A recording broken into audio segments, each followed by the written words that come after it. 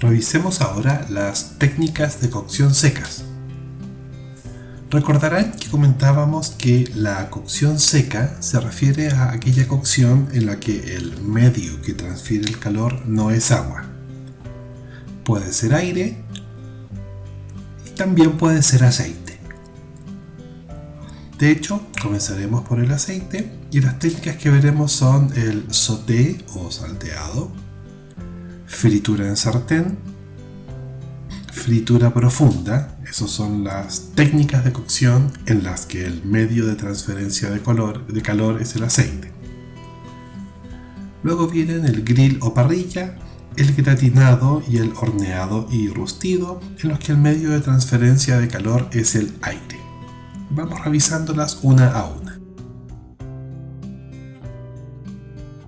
El salteado se denomina así porque los alimentos se hacen saltar con el típico juego de muñeca en el sartén o en el wok. Solo requiere aceite suficiente para cubrir el fondo de la sartén, o sea, la función del aceite, incluso más que transmitir el calor, es solamente evitar que se peguen, y el calor lo transfiere directamente a la superficie de metal caliente. Y sí requiere un movimiento constante de los alimentos en la sartén para una cocción pareja. Por eso cuando salteamos estamos siempre moviendo, ¿verdad?, el wok o la sartén.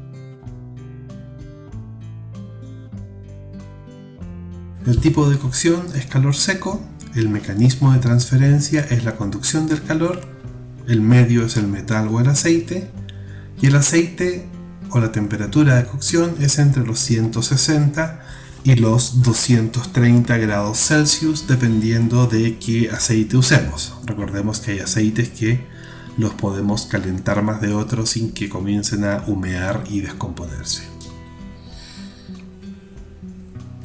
Luego tenemos la fritura en sartén, que utiliza más aceite que el salteado, que requiere aceite suficiente para llegar a la mitad de la altura del alimento cocinado y requerimos dar vuelta al alimento a la mitad del proceso para una cocción uniforme. El típico caso quizás es el pescado frito. Y de hecho el ejemplo en la imagen es un pescado frito. El calor es seco, el mecanismo es la conducción, se transfiere el calor más mediante el aceite que mediante el metal, y las temperaturas van entre 160 y 190. Si se fijan, no es tan caliente como el salteado. Luego viene la fritura profunda, que en nuestros bares escolares está prohibida.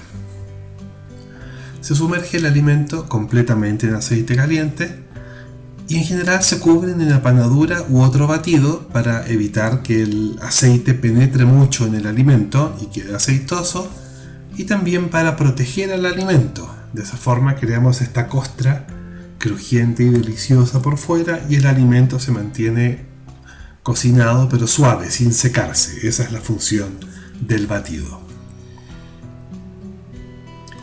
Ahí está la imagen, mismas temperaturas que la fritura en sartén, y en esencia es lo mismo, pero por favor no olvidemos que está prohibido. Salimos del aceite y entramos al aire. El grill o parrilla tiene una temperatura, ¿verdad?, adaptable mediante la distancia de la grilla al carbón, o no solo al carbón, sino que también además a una fuente de calor, ya sea piedras, ya sea eléctrica, ya sea gas. Hay distintos tipos de parrillas. La plancha es también una cocción seca con una pequeña cantidad de grasa para evitar que se pegue, y es mucho más baja que la temperatura de la parrilla, y es para huevos, pancakes y carnes para sándwiches también se preparan en la plancha. Eso es el diagrama de la parrilla: calor seco, radiación y conducción. Utilizamos aire como transferencia entre 160 y 220 grados.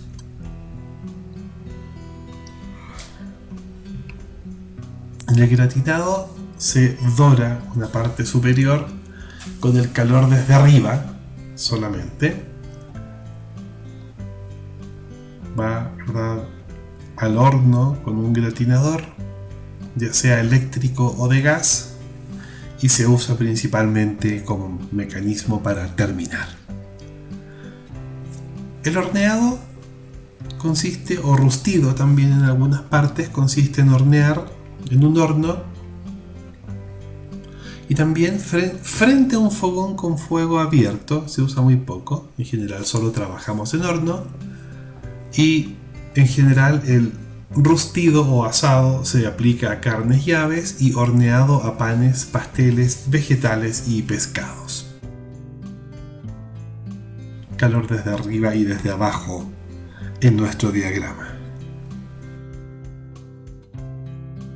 Vamos ahora a la cocción húmeda, que son pochado, simmer o hervor lento, hervido y al vapor. Siempre vamos a trabajar con agua como medio de transferencia, ya sea agua líquida o vapor de agua. Este diagrama es sumamente útil, está en la página 95 de la guía de técnicas culinarias y nos muestra que pochamos entre 71 y 82 grados, el simmer o hervor lento entre 85 y 96, el hervido a 100 grados o a la temperatura que hierva el agua donde estamos. Ya que Ecuador es un país montañoso con sierra, hay lugares como por ejemplo Cuenca en que el agua hierve a 90-92 grados, al igual que Ambato, en Loja hervirá a 94 y así. El pochado es a muy baja temperatura, se suele utilizar no agua sino un líquido saborizado, un caldo corto por ejemplo, y se presta bien para alimentos como algunos pescados. Muy delicado, muy baja temperatura, y el resultado también es delicado. El hervor lento o simmer es a una temperatura mayor que el pochado, y si vamos sobre los 96 empezamos a extraer las proteínas desde el alimento hacia el líquido de cocción, enturbia el líquido de cocción y puede endurecer el alimento. También es un tratamiento comparativamente delicado. De 85 entonces a 96 grados Celsius. El hervido cocina el alimento a la máxima temperatura que se pueda, y la temperatura de hervor del agua depende de la altitud, indirectamente, y directamente de la presión atmosférica, pero no vamos a andar con un barómetro en la cocina, ¿no?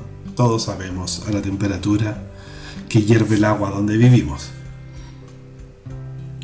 Calor húmedo, conducción y convección, utilizando agua a 100 grados o la temperatura de ebullición del agua. Al vapor es bien interesante porque es una técnica de transferencia de calor súper eficiente. Es el calor de condensación. Cuando la temperatura es de menos de 100 grados, el vapor se condensa a agua líquida sobre el alimento y le pasa el calor en forma muy rápida.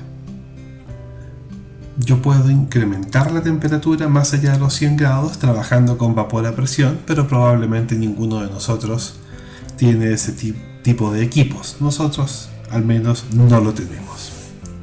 No olvidemos que la temperatura de ebullición del agua depende de la altitud y de la presión atmosférica del lugar en que nos encontremos. Temperatura 100 o sobre 100, medio de transferencia agua, y el mecanismo es conducción o cambio de fase. También es un mecanismo húmedo. Y esos entonces son los mecanismos de cocción, las técnicas de cocción basadas en el tipo seco húmedo, distintas temperaturas y también distintos mecanismos y medios de conducción. Quedan los métodos combinados, que son el braseado y el guisado. Aquí combino un salteado para dorar y luego un hervor. Entonces tenemos el braseado, un dorado y luego un hervor lento. Proporciona el dorado con el sabor que producen estas reacciones de Maillard. Y con frecuencia el líquido de cocción del braseado se reduce y eso se convierte en una salsa. El guisado es también un braseado o hervor lento, pero los ingredientes están cortados en trozos más pequeños que flotan libremente en el líquido de cocción y que por el hecho de estar cortados en trozos más pequeños se doran y se cocinan con mayor velocidad. Y ahí con los métodos mixtos entonces terminamos el tema de los mecanismos de cocción.